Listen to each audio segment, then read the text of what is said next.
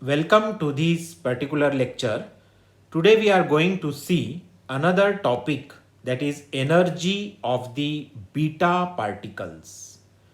We have seen that a nucleus can emit positively charged alpha particles, negatively charged beta particles, and neutrons that have no charge.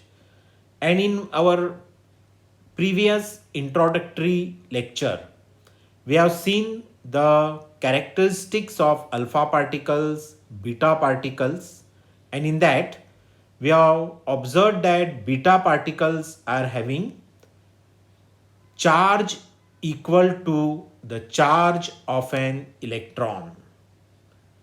They are negatively charged particles. The beta particles are having small mass, hence, their penetration power is very large.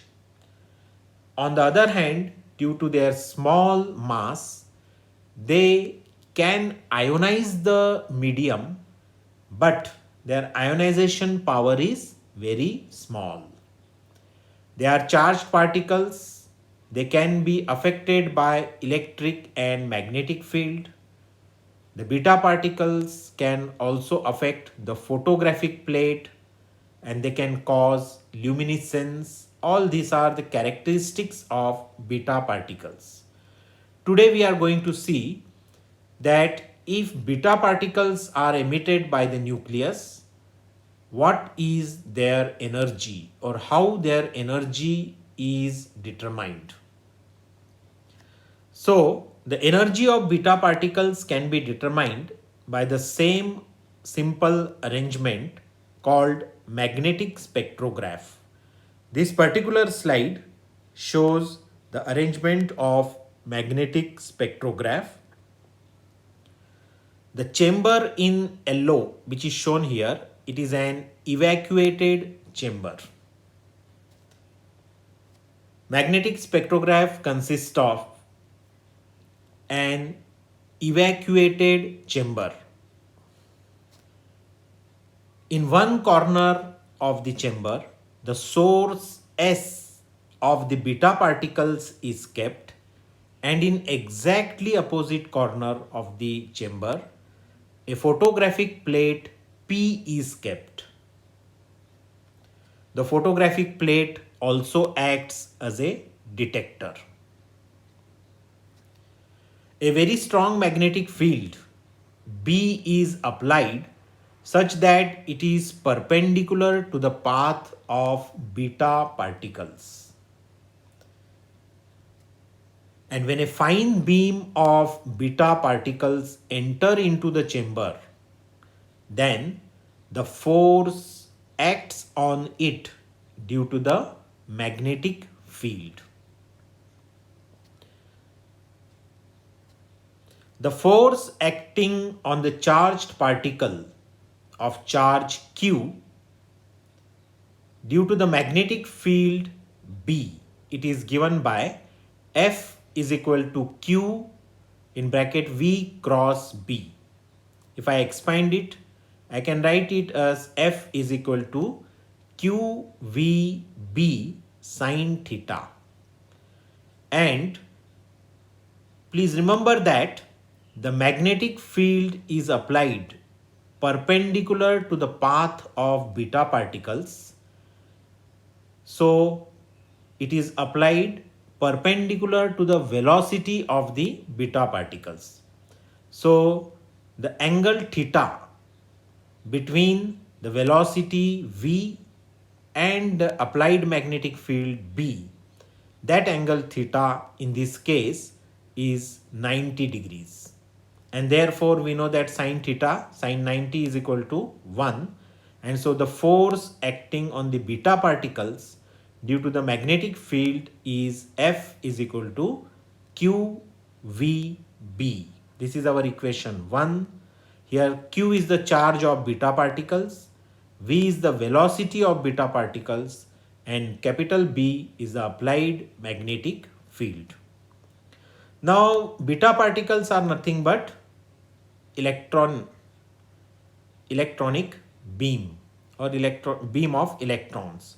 So here charge of beta particle is equal to E, that is charge of one electron, and it comes out to be 1.6 into 10 raised to the power minus 19 coulomb.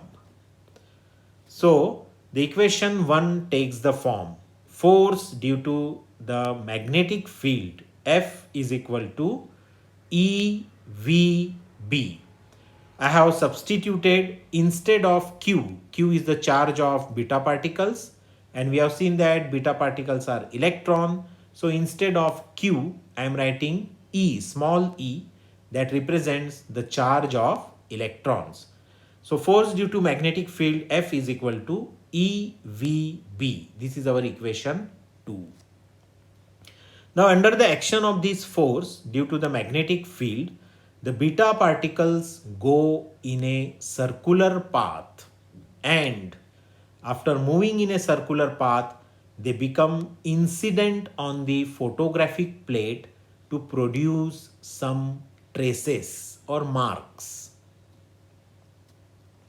Let R be the radius of semicircular path through which the beta particles have traveled. Then the necessary centripetal force for the circular motion, it is given by centripetal force is equal to mv square upon r. This is our equation 3. Here m is the mass of beta particles. From equation 2 and 3, both the equation 2 and 3 represent the force acting on the beta particles. So from equation 2 and 3 we can write EVB, that is force due to the magnetic field, it is equal to mv square upon r, that is the centripetal force. And if I make the rearrangement of the terms, I get ERB, it is equal to mv, and we know that mass into velocity is nothing but momentum p of an particle. So I get ERB is equal to mv is equal to p, and here p is the momentum of the beta particles. Now the beta particles are relativistic particles. They move with a very high velocity or speed comparable to the speed of light. Therefore, their energy is now given by a formula.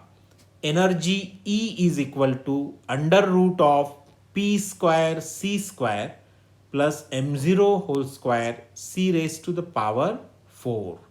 This is our equation 4, and equation 4 gives the total energy of the beta particles. This represents the total energy of the beta particles. Now, the total energy of beta particles is the sum of kinetic energy and its rest mass energy. So, if I want to find the kinetic energy of the beta particles, then the kinetic energy is equal to total energy minus the rest mass energy, which is given by m0 c square.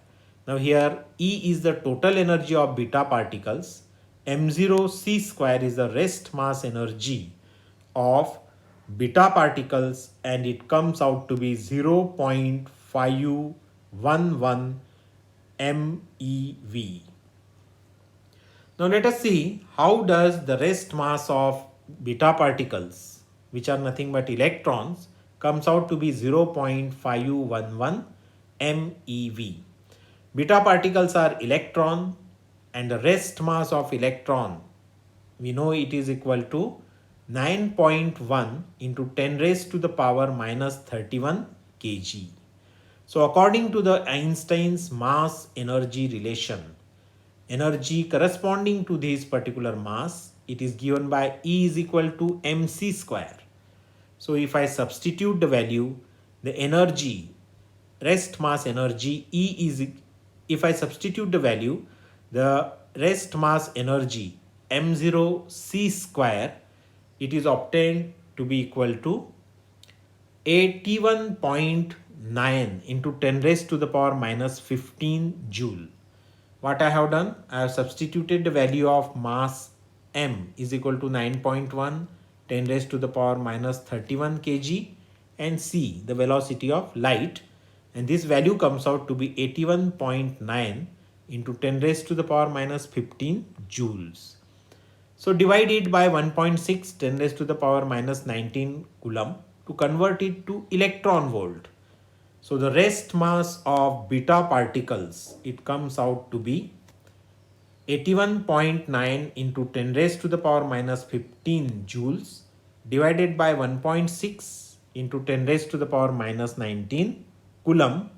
And if I do these calculations, it comes out to be 0.511 into 10 raised to the power 6 electron volt, which is nothing but 0.511 MeV or million electron volt. Thus, the rest mass of the electrons or the beta particles is nothing but 0.511 million electron volt. So this is a simple arrangement to measure the energy of beta particles. And just remember that the energy measured is the total energy, which is sum of kinetic energy and the rest mass energy. And if you subtract the rest mass energy from it, you get the kinetic energy of the beta particles. So that's all about the